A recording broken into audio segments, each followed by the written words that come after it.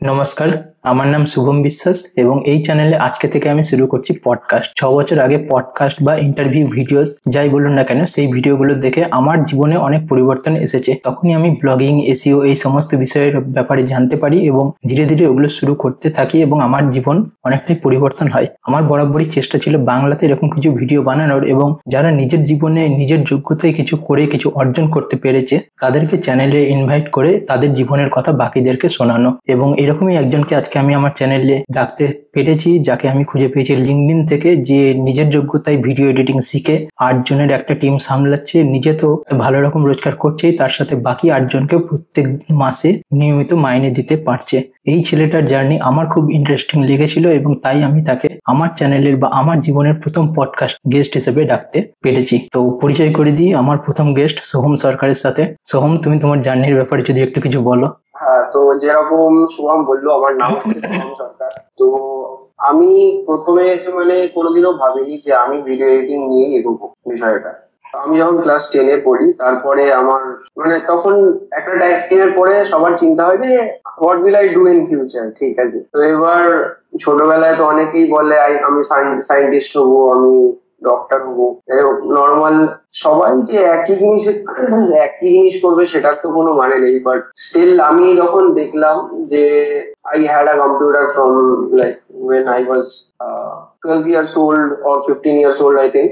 15 no, like it's 14 I think. হ্যাঁ, তারপরে আমরা যেটা হয়েছে কম্পিউটারে গেম খেলতাম, এবার কিছু তো প্রোডাক্টিভ করতে হবে। তো আমি ভাবলাম যে why not try something doing freelance, বাড়িতে বসে একটুখানি বাকিরাও লাইক ছোটবেলায় একটুখানি নিজের টাকা নিজে, এরকম একটা ব্যাপার। তো সেই জন্য আমি ফ্রিল্যান্স ট্রাই করে দেখলাম। তো ফ্রিল্যান্সের মধ্যে জানতে পারলাম যে অনেক রকম অনেক কিছু হয়। সবকিছু যেগুলো ডিজিটালি করা সম্ভব সেটাই ফ্রিল্যান্স হতে পারে। ঠিক আছে, এবার সেটা কম্পিউটারের বিষয়। এবার ফ্রিল্যান্স তো তুমি বাইরের কাজও করতে পারো, সেটা আলাদা ব্যাপার। তো তখন আমি একটা ভিডিও এডিটিং এর কাজ করলাম, দেখলাম যে একটা ভিডিও বানালে মানুষজন পছন্দ করছে, আমারও দেখলাম বানিয়ে ব্যাপারটা ভালো লাগবে।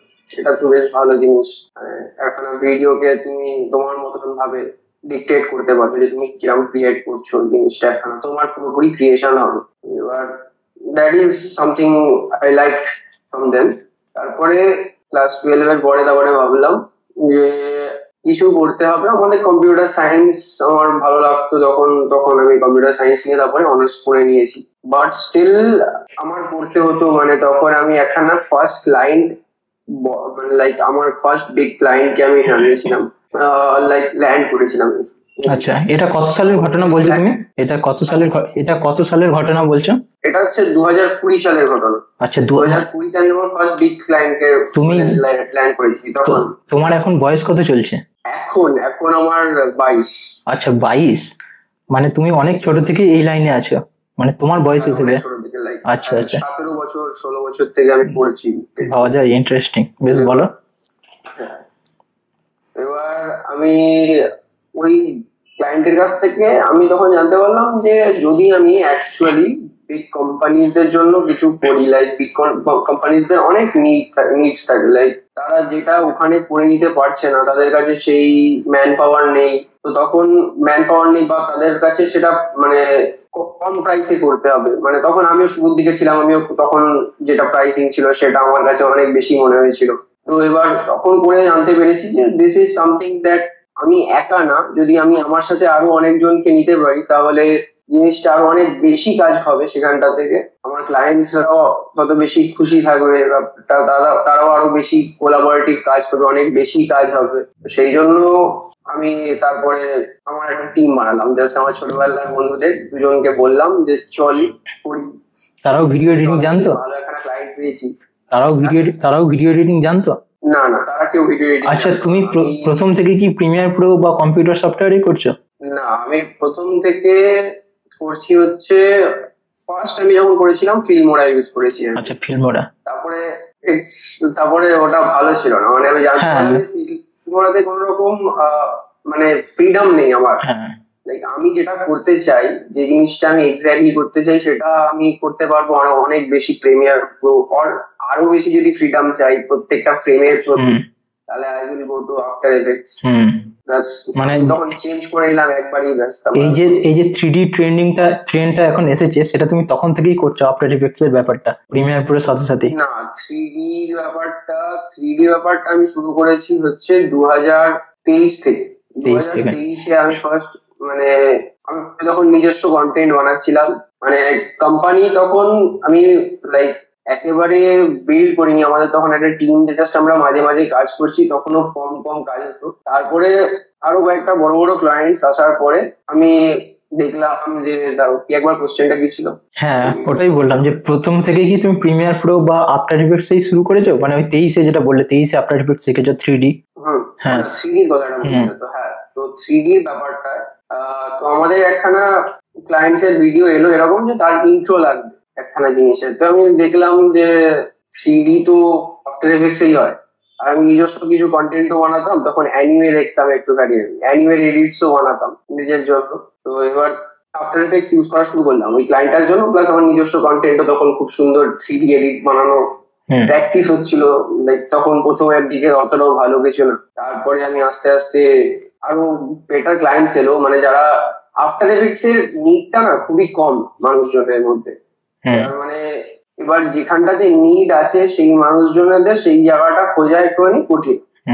ফার্স্টে যদি আমরা খুঁজতে যাই সেখানটাতে আমরা পাবো না। আমরা ফার্স্টে দেখাতে হবে আমাদেরকে মানে like basic level of editing, সেইখানটা যদি তাদের সেইখানের কাজ শেষ হয়ে যায়, তারপরে তাদের আরো বেশি হাই লেভেল অফ এডিটিং চাই সেই জায়গাটাতে, সেটা একটুখানি লাইক ছোট client, but that is very big. আচ্ছা, তো তুমি কি প্রথম থেকেই কি কলকাতার, নাকি তুমি আমাদের মতন যেমন বাইরের কোনো জেলার পরে কলকাতায় শিফট হয়েছে এরকম কিছু? না, আমি কলকাতায় এক্স্যাক্টলি থাকি না, আমি কলকাতার পাশে একটা সিটি আছে চিনসুরা। আচ্ছা, চুচুড়া যেটাকে বলছে। হ্যাঁ, হুগলির সদর শহর। হ্যাঁ, চুচুড়া যেটাকে বলছে, তাই তো?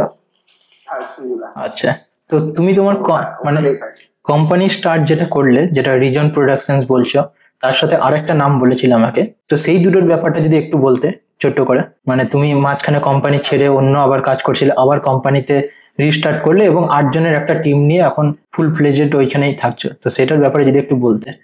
তো আমি প্রথমে মানে আমি যেটা বললাম তোমাকে, যে প্রথমের দিকে আমাদের হালকা হালকা কাজ ছিল, আমরা 3 জনের টিমে আমরা সেটা করে নিচ্ছিলাম, সাফিসিয়েন্ট ওয়ার্ক ছিল আমাদের তখন। মানে তখন কলেজেও পড়ি আমরা সবাই, কলেজের পড়াশোনার সাথে সাথে আমরা কাজ করছি, নিজস্ব কন্টেন্ট বানাচ্ছি বা কেউ বানাচ্ছি না, মানে এরকমই আমাকে আমার বন্ধুদেরকে শেখাতে হয়েছিল। এডিটিং শিখিয়েছি বলতে এরকম নয় যে আমি হাতে ধরে শিখিয়েছি, আমি যেরকম ইউটিউব দেখে পুরোটা শিখেছি সেরকম ওরাও ইউটিউব দেখে শিখেছে। আমি হয়তো ওদেরকে লিঙ্ক পাঠিয়ে দিতাম, বা কোনো জিনিস হয়তো ওদের প্রবলেম হতো আমাকে জিজ্ঞেস করতে, আমি বলে দিতাম, এরকমই ব্যাপারটা ছিল। তো তারপরে একটা টাইমের পরে আমাদের কাছে কয়েকটা ভালো ভালো ক্লায়েন্ট এলো, লাইক তারপর আমরা মানে তখন থেকেই ফার্স্ট টাইম যে বিগ ক্লায়েন্টের কথা বলছিলাম সেটা আমরা ইউএসএ একটা ক্লায়েন্ট পেয়েছিলাম। আচ্ছা, এবার so that was a very good win for us. তারপরে আমরা আরো কয়েকটা এরকম ক্লায়েন্টস ল্যান্ড করতে পারলাম। তো সেইগুলোর পোটেনশিয়াল দেখে আমার আরো কয়েকটা বন্ধু আমাকে বললো যে ওরাও এডিটিং শিখতে চায়, তো they want to buy their own systems, তো ওদের কি কেনা উচিত, ল্যাপটপস আর কম্পিউটার্স। তো কারণ আমার কাছে তখন অফিস সেট আপ করার মতন বাজেট ছিল না, মানে তো সেই জিনিসটার জন্য মানে তখন আমাদের একটা নিড ছিল, একটা ইনিশিয়াল খরচা লাগবেই, সেটা হচ্ছে মানে নিজস্ব একটা সিস্টেম তাকে মানে করতে হবে, যেটা অ্যাটলিস্ট ক্যান এডিট লাইক কিছুটা তো এডিট করতে হবে। এবার সেটার জন্য একটা সিস্টেম লাগবে, তো সবাইকে কিনতে হয়েছিল। দিয়ে তারপর ওরা কিনে আমার সাথে জয়েন করে ওরা 1 বছর আমার সাথে ঘিসেছে, অনেক অনেক ওঠা নামা। হ্যাঁ, বুঝতে পারছি যেরকমটা হয়। তো এবার তারপরে আমাদের কাছে মানে লাস্ট ইয়ারে আমরা দেখছিলাম যে ক্লায়েন্টস সেরকম আসছে না, মানে ক্লায়েন্টস ওই যে 3-4টে আসছে, যে তারপর কিছু ভালো ক্লায়েন্টস থাকছে, কিছু ভালো ক্লায়েন্টস বেরিয়ে যাচ্ছে, তো কোনো রকম স্টেবিলিটি থাকছে না। এই স্টেবিলিটিটার জন্য আমি তখন ভাবলাম যে like I have to get more experience, মানে আরো এক্সপিরিয়েন্স যদি পাই। আমি তো কারোর কাছ থেকে কোনো রকম মেন্টারশিপ পাইনি, আমি ইউটিউব দেখেই শিখেছি। তো তারপরে আমি ভাবলাম যে আমি যদি কোনো কোম্পানি জয়েনও করি, তারপর আবার আমার কলেজও শেষ হচ্ছিল তারপরে। তো এবার আমার মাথায় চিন্তা হচ্ছিল যে আমার বিজনেসটা আমি কত বড় করতে পারবো কিনা, like if I should get a job. তখনও আমি জাস্ট ক্ল্যাশ হচ্ছিল আমার মাইন্ডের মধ্যে যে কি করব। তো তারপরে আমি জবের জন্য অ্যাপ্লাই করা শুরু করলাম আমার প্রিভিয়াস এক্সপিরিয়েন্স দেখিয়ে। তো এবার সব ভিডিও এডিটিং এর জবের জন্যই অ্যাপ্লাই করেছি। এবার তারপর দেখলাম একসাথে আমার দুটো জবে তোমার ডাইরেক্ট একই মাসে আমার অফার লেটার চলে এলো। এবার আমি দুটো জবই একসাথেই শুরু করে দিলাম দুটো কোম্পানিতে। আচ্ছা, দুটোই ওয়ার্ক ফ্রম হোম? হ্যাঁ, দুটোই ওয়ার্ক ফ্রম হোম। আচ্ছা, এবার মানে like they wanted skills, I had them, so perfect match ছিল। এবার তারপরে আমি দেখলাম যে অতটা work time like as a individual editor আমি সেই কোম্পানিগুলোর প্রতি দিতে পারছি না। বাট আমি ওদের কাছ থেকে কোম্পানিদের ব্যাপারে অনেক কিছু জানতে পারলাম। তো লাইক আমি এখনো তাদের মধ্যে একজন কোম্পানির সাথে কাজ করি, তাদের জন্য এডিট যেগুলো হয় সেগুলো আমি নিজেই করি। অ্যান্ড তারপরে আমাদের কাছে মানে কোম্পানি ইন্টারনাল ম্যাটার্স ঠিক করতে গেলে যেগুলো করতে হয় সেগুলো আমি সেখানে শিখলাম, এক্সপিরিয়েন্স করলাম, নিজেদের কোম্পানিতে ইনপুট করলাম। দিয়ে আমাদের কাছে সাফিসিয়েন্ট ক্লায়েন্টস আসে এখন, কোনো রকম স্টেবিলিটি ইস্যুস হয় না। আমরা প্ল্যান করছি নেক্সট মান্থে আমাদের অ্যাকচুয়াল ফিজিক্যাল অফিস করব, সেই অফিসে আসবে, এসে কাজ করবে। তো দারুণ দারুণ একখানা জায়গায় তো পৌঁছাতে হবে। হ্যাঁ, তাতে মেন্টাল স্পেসটাও ভালো হয়, ব্রেন স্টর্মিংটাও ভালো হয়, ভালো ভালো অনেক কিছু সুবিধা হবে। কারণ এখন অনলাইন হচ্ছে যে আমি সবাইকে দেখিয়ে দিতে পারছি না, মানে এখনো ওরা অনেক কিছু এডিটের ব্যাপারে সবাইকে কিছু না কিছু শিখতে হয়। আমি ওদের কাছে কিছু শিখতে পারবো, আমার সামনে এডিট করবে, আমি ওদের সামনে এডিট করবো, ওরা দেখে আমার থেকে শিখতে পারবে, আমি শিখতে পারবো ওদের থেকে। Like coworking space is better I think for editors. আমারও এটাই মনে হয়। আচ্ছা, এখন তো মোবাইলে এডিটিং হচ্ছে, ইনশর্ট, ক্যাপকাট, ভিএন দিয়েও হচ্ছে। তো তোমার কি মনে হয় যে এই অ্যাপগুলো দিয়ে এডিটিং করলে মানুষের ক্লায়েন্টও পাচ্ছে, অনেকে অনেক কম টাকায় এডিটও করে দিচ্ছে। তো তোমার কি মনে হয় একজন এক্সপিরিয়েন্সড এডিটর হয়ে যে কম্পিউটার বা পিসির দরকার নেই, যদি নতুন কেউ এডিটিং এ আসতে চাইছে তার জন্য, মানে নিজের জন্য কন্টেন্ট ক্রিয়েট করছে, সেটা এডিট করছে, বা দু চারটে ক্লায়েন্ট নিয়ে যদি করতে চায়, মোবাইল কি না, তাতে আইফোন থাকুক কিংবা স্যামসাং এর ভালো ফ্ল্যাগশিপ ফোন, করা তো যায়। ব্যাপারটা হচ্ছে to be honest, it's not possible to get big if you are using phone. Like গেলে ফোনের এডিটার, সেই আমি যে বললাম যে ফিল্ম মোড়াতে যখন এডিট করতাম আমার কিছু বাধ্যতা ছিল, লাইক আমি একটা কিছু বাইরে যেতে পারতাম না, সেটা বাইরে এডিট করতে পারতাম না। সেরকমই ফোনের মধ্যেও এফেক্টস বানানো আছে, প্রিসেটস বানানো আছে অলরেডি, সেই প্রিসেটস গুলোর বাইরে আমি যেতে পারবো না। আমি নিজের ক্রিয়েটিভিটি একেবারে লিমিট অব্দি যেতে পারবো না, তো সেটা আমি চাই না। তাই জন্য আমার মনে হয় যে ফোনের অ্যাপের যে এডিটিং ভিএন আছে, টাইম মাস্টার আছে, আমি অনেক কিছু ইউজ করেছি। আসলে সবারই জার্নিটা ওই কাইন মাস্টার দিয়ে শুরু হয়, সবার জার্নিটা কাইন মাস্টার দিয়ে শুরু হয়। আর তাছাড়াও অত বড় বড় ক্লায়েন্টের যে 4K ফুটেজেস আসবে, সেগুলোকে টাইম লাইনে অ্যাড করতেই তো ফোন হ্যাং হয়ে যাবে। ওটাই, অনেক বড় ফুটেজ ফোনের মধ্যে, ওইটুকুনি স্ক্রিনের মধ্যে এডিটটা করা। আমি বলবো যে এডিট করার জন্য বড় স্ক্রিন একটা দরকার না, মানে আমি প্রশ্নটা এই কারণেই করলাম, ধরো যে কেউ একজন 20-22 বছরের ছেলে আছে, ঠিক আছে, আর এডিটিং দেখতে খুব ভালো লাগে, কিন্তু সে এডিটিং জানে না। এবার সে চাইছে এডিটিং শিখতে, কিন্তু ডিসিশন নিতে পারছে না যে কম্পিউটার বা পিসি নেবে কি নেবে না। প্রিমিয়ার প্রো বা আফটার এফেক্টস এ তো চাইলে শিখতেই পারে ইউটিউব থেকে ফ্রিতে, কিন্তু ডিভাইস তো লাগবে প্র্যাকটিসের জন্য। এটাতে তোমার কি মতামত, তার কি নেওয়া উচিত? যদি চেষ্টা করা হয়, যদি চেষ্টা করা হয়, তাহলে আমার মনে হয় যে ফোন থেকে শুরু করা যেতে পারে। বাট খুব তাড়াতাড়ি মানে ফোন দিয়ে কাজ করে খুব তাড়াতাড়ি তোমাকে পয়সা জমিয়ে সেই একটা টাইম না পরে তোমাকে ইনভেস্ট করতেই হবে, ওখানে কন্টিনিউ করতে পারবে না, সাস্টেইন করা যাবে না, ওটাই একটা বিষয় না। আর কারোর কাছে যদি ইনভেস্ট করার মতন টাকা থাকে, তার এডিটিং ভালো লাগে, কিন্তু এডিটিং সে জানে না, সে চাই শিখতে, তবে তার যাওয়াই উচিত, তাই তো? হ্যাঁ, সেটাই বলছি, তবে তার যাওয়াই। আচ্ছা, এখন যে একটা নতুন ট্রেন্ড উঠেছে, প্রিমিয়ার প্রো ভার্সেস দাভিঞ্চি, এখানে আমি মানছি তুমি প্রিমিয়ারে এডিট করো, বা আমিও প্রিমিয়ারেই এডিট করি। তোমার কি মতামত, দাভিঞ্চি কি প্রিমিয়ার থেকে ভালো, নাকি প্রিমিয়ার ইজ প্রিমিয়ার? দাভিঞ্চিও ভালো, প্রিমিয়ারও ভালো। এবার আমি এই ওয়ার্ডটার মধ্যে আমি যেতে চাই না। তাও তোমার একজন এভরি এডিটিং এই টাইপের Da Vinci, Final Cut Pro and Premiere Pro আর best on their each terms. না, ফাইনাল কাট প্রো আমি ফাইনাল কাট প্রো আমি নিজে ইউজ করেছি, আমার আছে, তবুও আমি প্রিমিয়ারে এসেছি। তার কারণ ফাইনাল কাট প্রো দিয়ে কিছু কিছু জিনিস আছে যেগুলো প্রিমিয়ারে করা যাবে, যেমন ease in ease out Final Cut প্রোতে কিন্তু হয় না। তো সেই নিরিখে আমি বলছি প্রিমিয়ার ফাইনাল কাটের থেকে বেটার। আমার কাছে ফাইনাল কাটে তো লাইফ টাইম সাবস্ক্রিপশন 28,000 30,000-এর মধ্যেই হয়ে যাবে।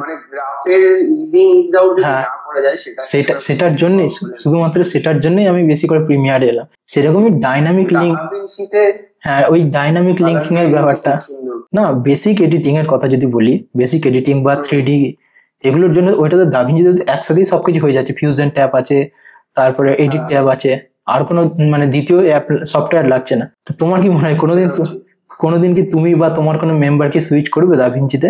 এরকম কোনো চিন্তা ভাবনা আছে? করতেই পারো। হ্যাঁ, যদি কারো মনে হয় সে করতেই পারে, কোনো রকম মানে সেটা তো ফ্রিডম তো আছে, যার যেটা পছন্দ সে সেটাতে ক্রিয়েটিভিটি ছড়া, এরকমই একটা থাকুক ব্যাপার। আচ্ছা, তো তোমাদের এজেন্সিতে এখন কতজন কাজ করছে মোটামুটি? আমাদের এজেন্সিতে এখন 8 জন আছে। এখন 8 জন। আর এই 8 জন কি রিসেন্ট টাইমসেই যোগ হয়েছে নাকি প্রথম থেকেই কিছু মেম্বার ছিল তারপরে একজন এসেছে পরে ছেড়েছে? থেকে যারা ছিল তারা সবাই আছে। আচ্ছা, আর তারপরে বাকিরা জয়েন করেছে, মানে এখন তারপর আমাদের 2 জন প্রজেক্ট ম্যানেজার আছে, একজন প্রজেক্ট ম্যানেজার এডিটর, আমাদের সিনিয়র এডিটর, বাকি সবাই এডিটর আমাদের। এখন আরো আমাদের জব লাইক সার্চিং ও চলছে আমাদের ক্যান্ডিডেটস। হ্যাঁ, এটাই আমি জিজ্ঞেস করতে যাচ্ছিলাম।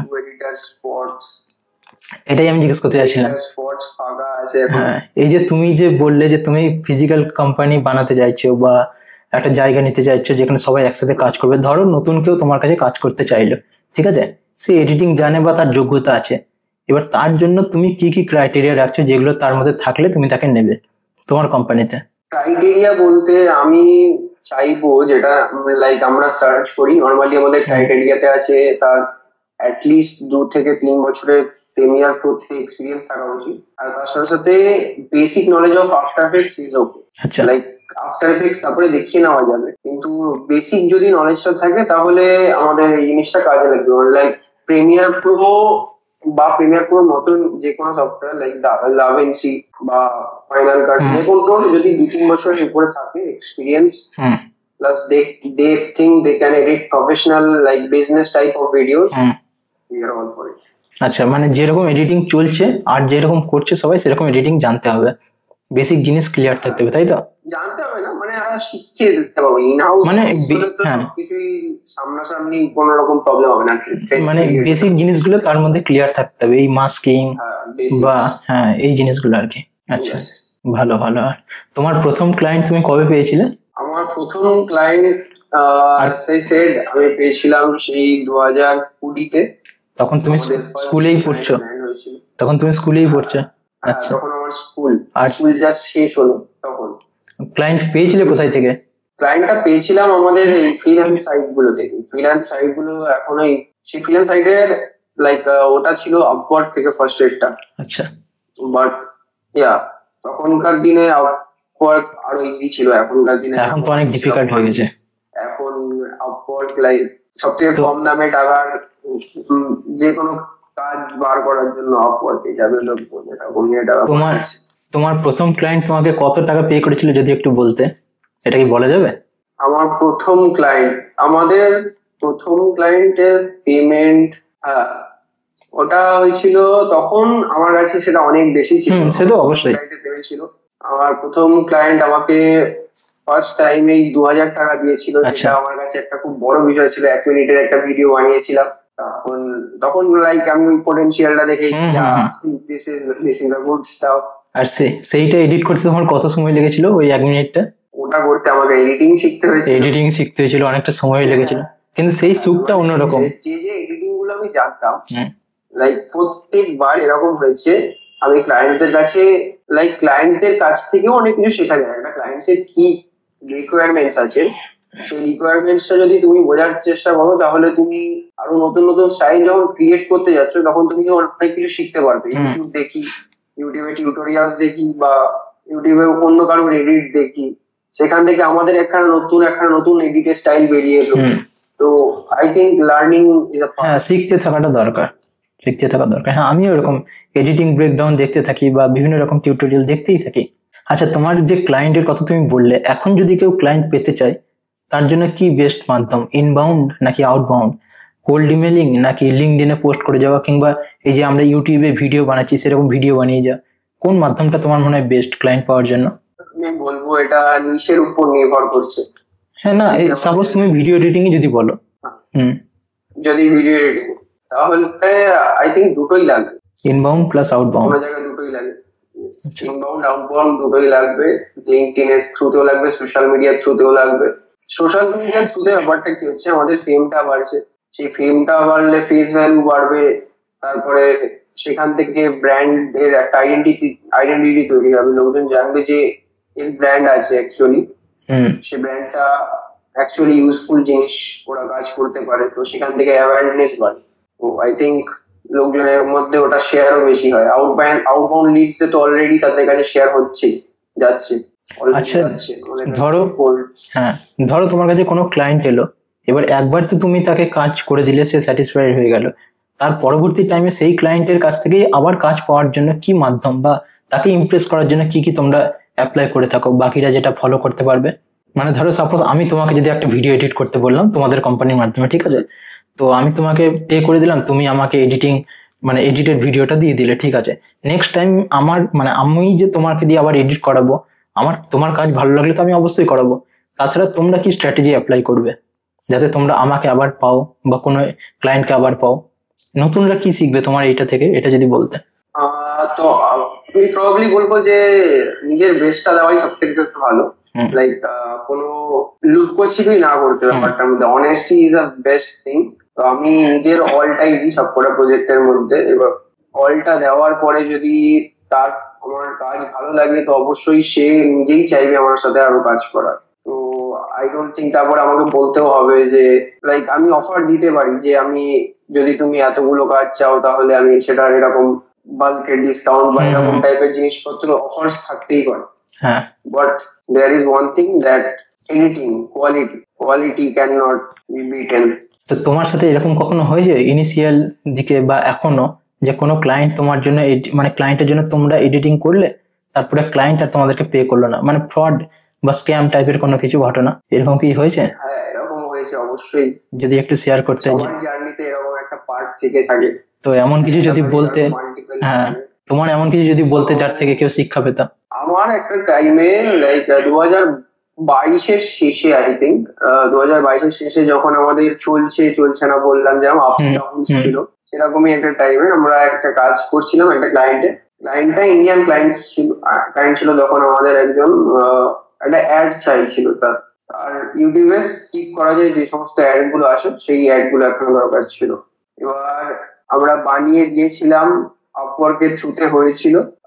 সে আমাকে নাম্বার শেয়ার করেছিল, বলেছিল যে হোয়াটসঅ্যাপে কথা বলে নেবে বাকিটা। এবার আমি তখন আপওয়ার্কের টার্মস এন্ড কন্ডিশনস অতটা জানতাম না, তাই আমি চলে গেছিলাম ওখান থেকে হোয়াটসঅ্যাপে ডাইরেক্ট, একেবারে তার সাথে ওখানেই কথা বলে নিয়েছি। দিয়ে সে জাস্ট আপওয়ার্কে আমাকে অফার পাঠিয়েছিল, দিয়ে আমি সেটাকে অ্যাকসেপ্টও করে নিয়েছিলাম। তো এবার আপওয়ার্কের কাছে কোনো প্রুফ ছিল না যে চ্যাটস হয়েছে, আমাদের মধ্যে কথা হয়েছে প্রজেক্ট নিয়ে।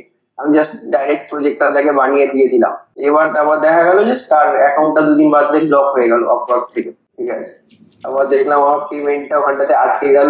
তো আমাদের এডিটররা তো এডিট করে দিয়েছে, এবার সবকিছু হয়ে গেছে। তো একটা খুব বড় প্রজেক্ট ছিল আমাদের কাছে, ওয়ান অফ দি বিগেস্ট তখনকার সময়ের জন্য। তো এবার সেটা পুরোপুরি তারপরে দেখলাম যে লাইক হি ইজ গন, আমাদের কাছে কোনো রকম প্রুফ নেই, কিছু নেই। আমাদের ওটা পুরো একটা লস হয়েছিল। তো আমি ওর সাথে হোয়াটসঅ্যাপে যতবার কন্ট্যাক্ট করেছি, তো ও আমাকে বলেছে যে হা দে রে। আচ্ছা, ইন্ডিয়ান ক্লায়েন্টই ছিল? আচ্ছা আচ্ছা। তো I have more bad experience with Indian clients. তাই আমি অ্যাভয়েড করার চেষ্টা করি একটুখানি।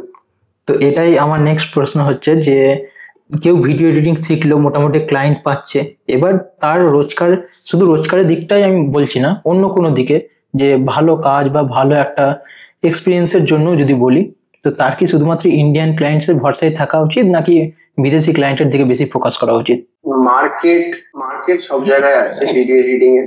ইন্ডিয়ান ক্লায়েন্টসদেরও ভিডিও এডিটিং নিডস আছে, বাইরের ক্লায়েন্টসদেরও ভিডিও এডিটিং নিডস আছে। আই থিঙ্ক তোমার সেখানে এম করা উচিত যেখানে এডিটিং তুমি পারবে, তোমার স্পেসিফিক নিশের। আমাদের স্পেসিফিক নিশের এডিটিং হচ্ছে স্টাইল। আমাদের ইন্ডিয়ানস লাইক আমাকে একবার নীতিশ রাজপুত কন্ট্যাক্ট করেছিল এডিটিং করার জন্য তার হয়ে। তো এরম টাইপের এডিটার্স এরম টাইপের ইউটিউবার্সদের জন্য যদি করতে হয়, তাহলে I think Indian clients the best option. আর বাইরের এইগুলোর নিডস অনেক বেশি আছে, তাই জন্য আমাদের বেশি বাইরে ক্লায়েন্টস থাকে। তো তোমাদের এডিটিং মানে তোমরা কোন ধরনের এডিট বেশি করো, ওই নীতিশ রাজপুত বা ধ্রুব রাঠি এই স্টাইলের এডিটিং, নাকি অন্য ধরনের সিনেম্যাটিক বা কালার গ্রেডিং? নীতিশ রাজপুত, ধ্রুব রাঠি এডিটিং এর মধ্যে ওদের যে নিডটা ছিল অ্যাকচুয়ালি নীতিশ রাজপুতের, সেটা হচ্ছে আমার 3D এডিটিংটার মতো। তো দে ওয়ান্টেড দ্যাট স্টাইল, তো ওই স্টাইলটাও বেশিরভাগ বাইরেই চলে। ম্যাগনেটস মিডিয়া বলে আছে, দেখেছি। তো they are the best in that genre. তো আমি ওদের কাছ থেকে অনেক কিছু শিখেছি, ওদের ভিডিওস দেখে। তারপর এটাই যাই হোক, আর হ্যাঁ 3D ট্রেন্ডটা তো ওখান থেকে এসছে বলতে গেলে। তার মানে তুমি বলছো বিদেশি ক্লায়েন্টস এর দিকে বেশি ফোকাস করা উচিত? মানে ফোকাস তো করা উচিত, অবশ্যই উচিত। বিদেশি ক্লায়েন্টদের দিকে ফোকাস করা উচিত সেই হিসেবে যখন তোমাদের লাইক আমার এডিটিংটা ওই রকম। এবার তোমাদের যদি নর্মাল লাইক টেক বার্নারের এডিট ধরো, টেক বার্নারের এডিটে যেরকম লাগবে এরকম টাইপের আমাদের ইন্ডিয়ার অনেক নিড আছে। ইন্ডিয়াতে এখন এই টাইপের এডিটস অনেক বেশি চলছে। নর্মাল লাইক বেশি হাই ইন্টেন্সিটি না, but high intensity from Premiere Pro perspective. তো আই থিঙ্ক আচ্ছা আজকাল জিনিসপত্র লাগবে বাইরের জন্য। বলছি আজকাল ধরো কেউ একজন নতুন এডিটিং শিখলো, ঠিক আছে, এবার শেখার পর সে চাইছে ক্লায়েন্ট পেতে। ক্লায়েন্ট ধরো একটা দুটো সে পাচ্ছে, এবার বিভিন্ন রকম ক্লায়েন্ট বিভিন্ন রকম এডিটিং করাচ্ছে। কেউ হয়তো চাইছে 3D, বা কেউ চাইছে ব্লগ স্পেশালিস্ট, বা কেউ চাইছে অন্যরকম সিনেম্যাটিক ভিডিও। তো কোন ধরনের এডিটিং এ কিরকম টাকা দেওয়া হয় যদি সব ভিডিও 10 মিনিট করে ধরা হয়? তোমার এক্সপিরিয়েন্সে কি বলছে? মার্কেট প্রাইসিং এর ব্যাপারে তো অতটা বেশি আইডিয়া আমি দিতে পারবো না, তবুও সবকিছু জানার ব্যাপারে তো আমি করি না। তো আমি একেবারে এক্সাক্ট প্রাইসিং ডিটেইলস তো আমি বলতে পারবো না। আমাদের যেরকম হয়, আমাদের হয় হচ্ছে পুরোপুরি প্যাকেজ বেসড। আচ্ছা, বাল্কে হয়, পার মান্থে হবে, তো সেরকম ভাবে আমাদের প্রাইসিং হয়। তো এটাই একটা ব্যাপার, মানে ইন্ডিভিজুয়াল প্রাইসিং যদি করতে হয় তাহলে প্রাইসিংটা I think it's a good amount, like what you get paid on a first tech job, first IT job out of any university, যে কোনো ইঞ্জিনিয়ারিং করে। তো তুমি যেটা এক মাসে পাওয়া যায় সেটা পাওয়া যেতে পারে। তুমি তো ফ্রিতে ভিডিও এডিটিং শিখেছো, একটা নিজের ভালো জায়গায় গেছো, স্টার্ট আপ তৈরি করছো বা ফিজিক্যাল অফিসও নেবে। আমিও ভিডিও এডিটিং যেটুকু জানি তাতে আমার চ্যানেলের জন্য করছি, বা যা চিন্তা ভাবনা আছে সেসব আগামী দিনের জন্য আছে। এবার এখন যদি কেউ নতুন ভিডিও এডিটিং শিখছে, অবশ্যই ফ্রিতে শেখা যায়, সেটা তুমি শিখেছো আর জল জানতে উদাহরণ। তো যদি কেউ নতুন ভিডিও এডিটিং শিখতে চায়, শেখার পর সে কোনটা তার জন্য বেটার হবে, বা তার কোনটা করা উচিত? কোম্পানিতে জব করা উচিত, নাকি নিজস্ব কন্টেন্ট বানিয়ে সেটা এডিট করা উচিত, নাকি ফ্রিল্যান্সিং করা উচিত? আই থিঙ্ক তোমার হাতে যদি মনে হয় যে like it's a more time taking process for freelancing, তো তোমার হাতে যদি কম সময় থাকে তো তুমি জব করে নিজস্ব এক্সপিরিয়েন্স নিতে পারো। তোমার যদি জব পছন্দ হয় তাহলে তুমি অবশ্যই জব করতে পারো, কোনো তোমার পছন্দের কোম্পানিতে তুমি অ্যাপ্লাই করো, তুমি সেইখানে জব করতে পারো। বাট ফর মি আমার যেটা ভালো লাগতো সেটা হচ্ছে যে আমার অ্যাবসলিউট ফ্রিডামের উপরে আমার একটা আলাদা বিশ্বাস আছে, যে আমি ফ্রিডামটাকে বেশি পছন্দ করি। তো আমি কি কাজ করতে চাই সেটা আমি একটুখানি পছন্দ করি চুজ করতে, সেই জন্য আমি নিজস্ব এই দিকটা বেছে নিয়েছি যে আমি নিজস্ব ক্লায়েন্ট নিজেই বেছে নেবো।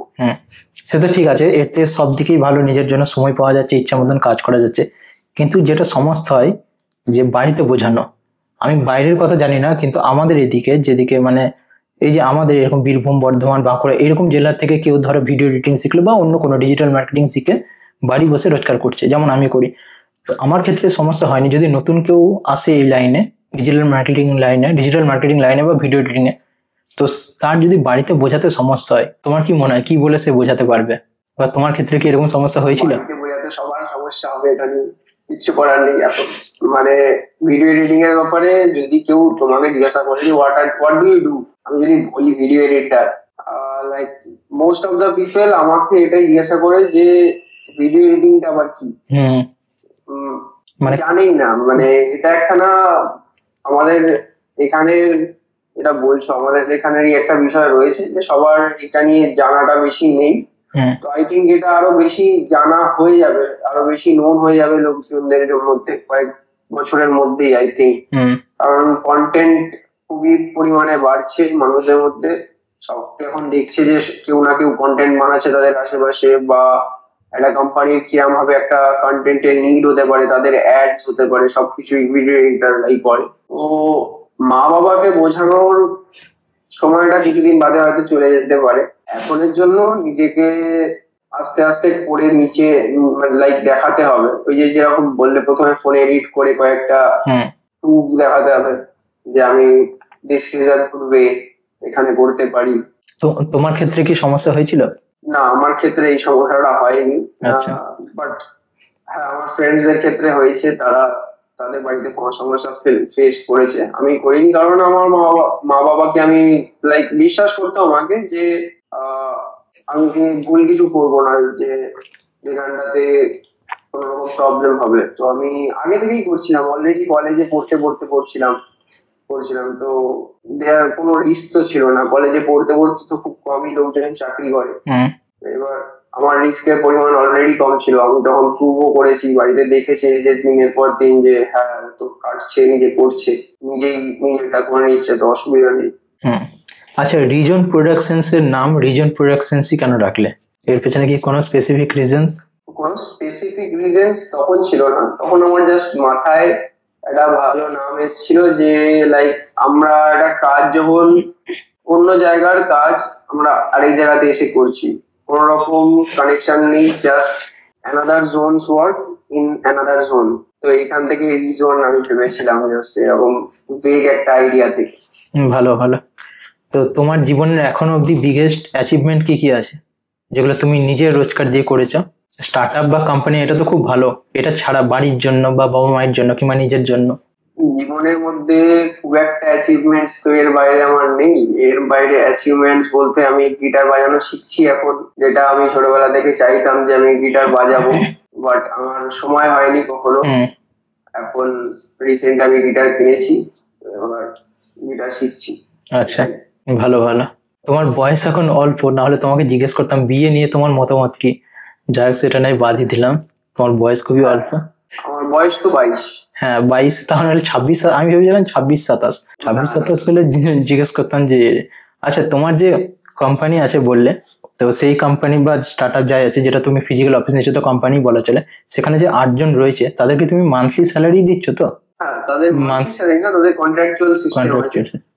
Project per pay, like pay per project বেসিসে আছে। তারা প্রত্যেকটা প্রজেক্ট করে, তারা সেই হিসেবে পেমেন্ট হয়। আমাদের একটা প্রজেক্টস এর পেমেন্ট আমাদের ফিক্স করা থাকে। তো like it's like a contractual job. Like প্রত্যেক মাসে আশেপাশেই একখানা অ্যামাউন্ট হয়ে যায় তাদের। তো তাই লাইক স্যালারি কিন্তু আশেপাশে উপর নিচে হতে থাকে, তারা যেরকম পারফরমেন্স করছে তাদের। তো আমি যেটা জিজ্ঞেস করছিলাম, ধরো এইরকমই কেউ, কোনো একটা ছেলে কোনো একটা কোম্পানি, তোমার কোম্পানি হতে পারে বা অন্য কোনো কোম্পানিতে, সে ভিডিও এডিটিং শিখে চাকরি করছে, ঠিক আছে? সে তো বাড়িতে বললো চাকরি করছি, আমার ধরো কোনো জেলাতে বাড়ি, ফিজিক্যাল অফিস রয়েছে, তুমি যেমন নিচ্ছ, সেখানে গিয়ে চাকরি করছে। তার কি গ্যারেন্টি রয়েছে যে সে প্রজেক্ট বেসিস যে কাজটা থেকে মাইনে পাচ্ছে সেটা আগামী মাসেও পাবে বা 2 মাস পরেও পাবে? নাকি তার নিজের স্কিলের উপর ভরসা রাখা উচিত যে না, একটা কোম্পানির চাকরি চলে গেলেও পরবর্তী কোম্পানিতে আমি ঠিকই পেয়ে যাবো? হ্যাঁ, নিজের স্কিলসটা তো ইমপ্রুভ করাটা দরকারি, কারণ ওই একখানা লাইক নিজের শির দ্বারা সোজা করে দাঁড় করিয়ে রাখাটা, নিজেকে দাঁড় করে রাখতে হবে। তো যেখানে যদি কোনো জায়গায় এখানে যদি কোনো রকম মিসহ্যাপ হয়, কোনো রকম প্রবলেম হয়, যে যেখানটাতে যে কোম্পানিতে আমাদেরকে পে করলো না, এরকম কোনো জায়গায় হতেই পারে, না হওয়ার কিছু নেই, আমি বলবো না যে হয় না কোথাও। তো তখন নিজেকে শক্ত রাখাটাই বেটার, যে I think I can do better than this. আচ্ছা, সরকারি চাকরি নিয়ে ভেবেছো কখনো যে সরকারি চাকরি করলেও হতো? সরকারি চাকরি নিয়ে কখনো ভাবি, মানে কোনো ইচ্ছাও নেই করার, আর চেষ্টাও করোনি প্রথম থেকে এই লাইনে? ভালো জিনিস। প্রথম থেকে। এআই নিয়ে তোমার বক্তব্য কি? এআই কি ভিডিও এডিটিং এর জায়গা নিয়ে নেবে, কি মনে হয়? এআই ভিডিও এডিটিং এর জায়গা না নেওয়ার কিছু নেই। এআই ভিডিও এডিটিং এর জায়গা নিতেই পারে, but you have to know AI also. তখন আমরা সার্ভাইভ করবো কিভাবে যদি নিয়েই নেয়? আমরা এআই কন্ট্রোল করবো। এআই তো নিজে একা বানাবে না, এআই কে তো ইনস্ট্রাকশন দেওয়ার জন্য কাউকে লাগবে। তার মানে এআই নিয়ে দিতে জানতে হবে। এআই নিয়ে ডিমোটিভেটেড হয়ে লাভ নেই না, মানে নতুন, হ্যাঁ ওটাই, নতুন জিনিস শিখে যেতে হবে। আচ্ছা আচ্ছা, নিয়ে আরেকটা লাস্ট কোশ্চেন, যে তোমার এখন মান্থলি স্যালারি কিরকম, মানে স্যালারি তো নয়, মান্থলি ইনকাম কত হয় তোমার পার্সোনালি?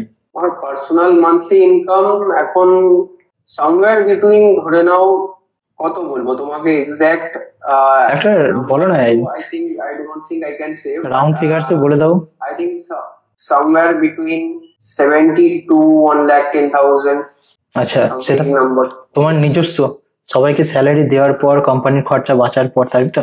ইয়েস। মানে আর সাবস্ক্রিপশন বলতে কি কি রেখেছো? অ্যাডোবি তো আছেই, মানলাম। হ্যাঁ, অ্যাডোবি তো আছে, আর সাবস্ক্রিপশনস তো আপাতত আছে আমাদের। কিছু ক্লাউড স্পেসের সাবস্ক্রিপশন আছে, আর আমাদের এনভার্টো আছে স্টক ফুটেজের জন্য, র ফুটেজ স্টক। তারপরে আরো বাকি অনেক রকমের টেমপ্লেটস পাওয়া যায়, অনেক রকমের। ওটাতে অনেক সুবিধা হয় ওই জিনিসগুলো ইউজ করা যায়। তো লাইক এডিটিং প্রসেস ফ্লো গুলো অনেক স্মুথ করা যায় এগুলো জিনিসগুলো ইউজ করলে।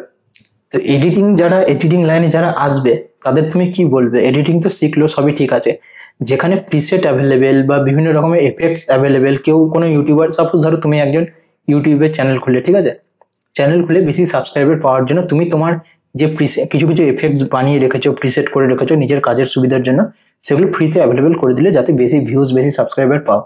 এবার আমি একজন নতুন কেউ এডিটিং শিখছি, আমি সেগুলো দেখলাম বা ভালো ভালো প্রিসেট পেয়ে গেছি, নিয়ে নিই, পটপট করে ইনস্টল করবো আর কাজ হবে আমার। তো আমার কি উচিত, একজন যদি আমি প্রফেশনালি এডিটিং করতে চাই, নিজের জন্য নয়, ক্লায়েন্টের জন্য, তবে কি আমার ওগুলো ব্যবহার করা উচিত, নাকি আমার নিজের শেখা উচিত? মানে ওই প্রিসেটগুলো কিভাবে বানাবো, ইন্সপিরেশন নেওয়া উচিত নাকি ডাইরেক্ট কপি করা উচিত? আমার মনে হয় যে ওই প্রিসেট গুলো ইউজ করে দেখা উচিত।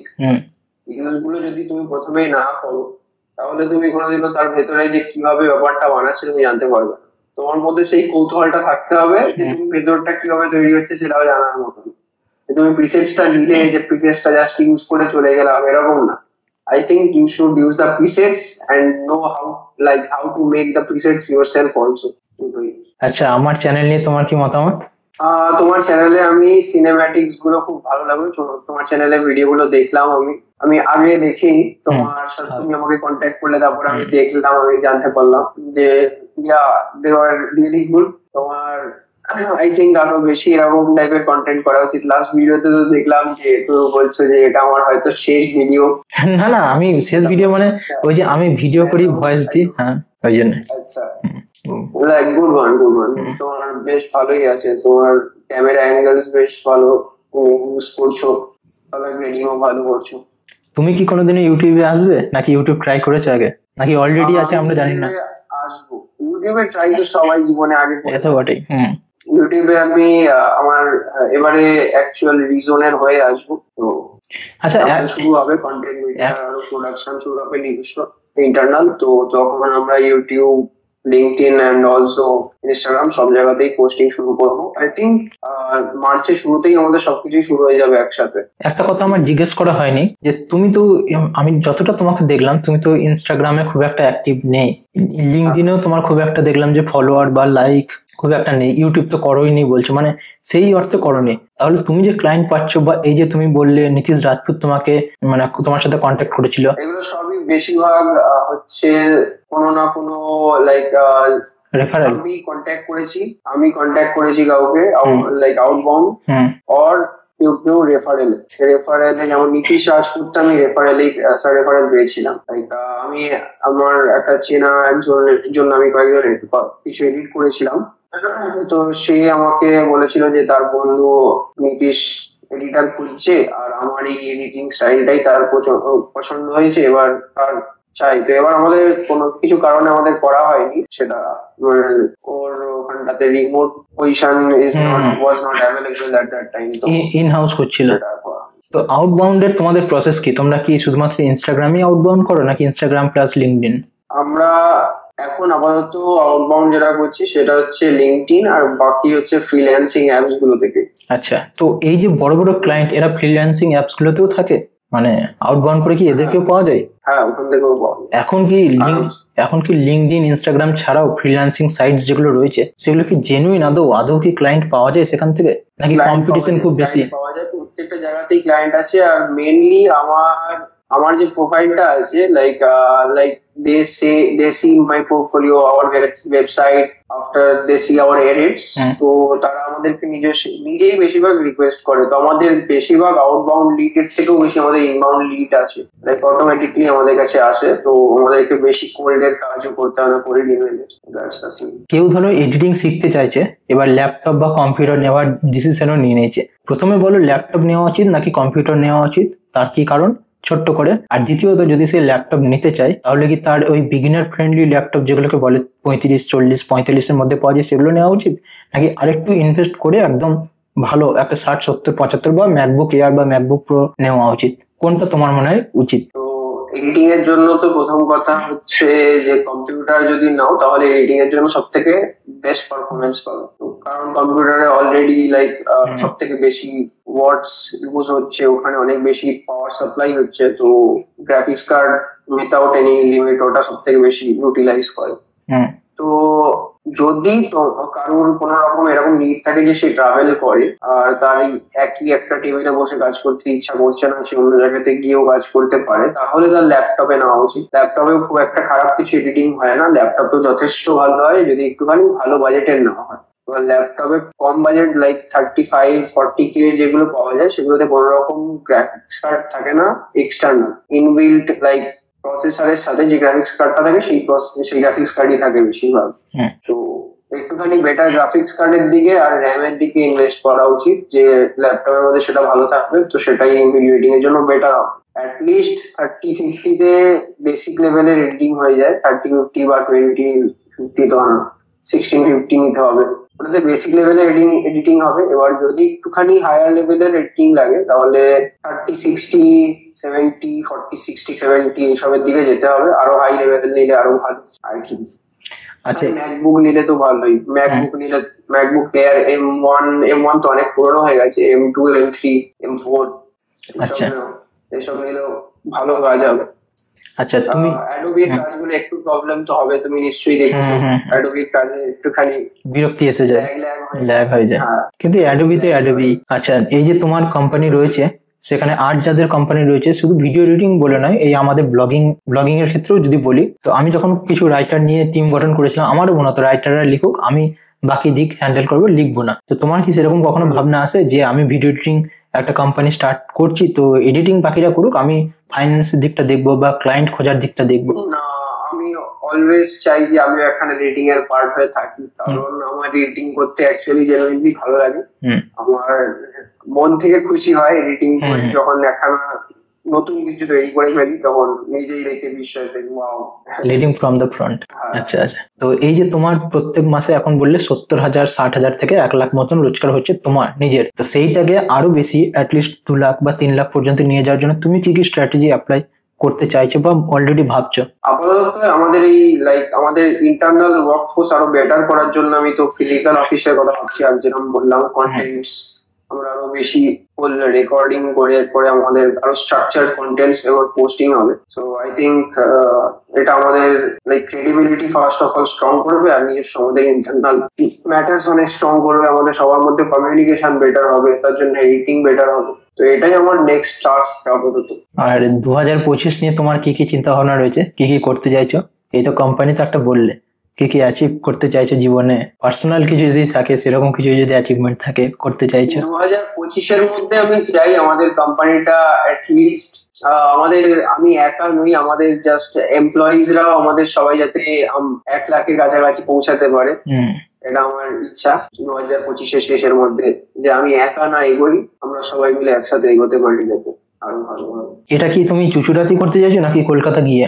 আপাতত আমাদেরকে শুরুতে এখন চুচুড়াতে করতে হবে, তারপরে আমরা এটাকে কলকাতাতে নিয়ে যাবো। বাট আমি কলকাতাতে ভাবছিলাম যে কলকাতা আমরা স্কিপও করে যেতে পারি, আমরা অন্য কোনো শহরেও দেখতে পারি, Bangalore as a starting point চুচুড়াতেই করছি।